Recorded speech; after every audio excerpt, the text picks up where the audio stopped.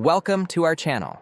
If you received a new employee card in the mail and need to activate it, follow these step-by-step instructions to start using your card for payroll deposits and purchases. Step 1.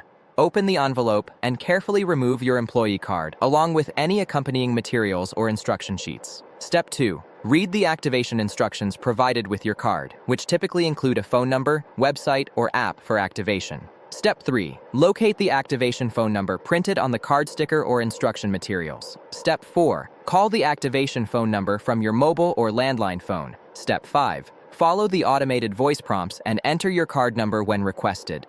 The card number is typically a 16-digit number on the front of your card. Step 6. Provide any additional verification information as prompted, such as your social security number, date of birth, or zip code. Step 7. Create a 4-digit PIN when prompted by the system. Choose a PIN that is easy for you to remember, but difficult for others to guess.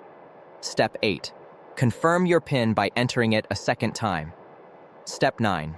Listen for confirmation that your employee card has been successfully activated. Step 10. Sign the back of your card immediately for security purposes. Step 11. Your employee card is now ready to use for payroll deposits, purchases, and ATM withdrawals.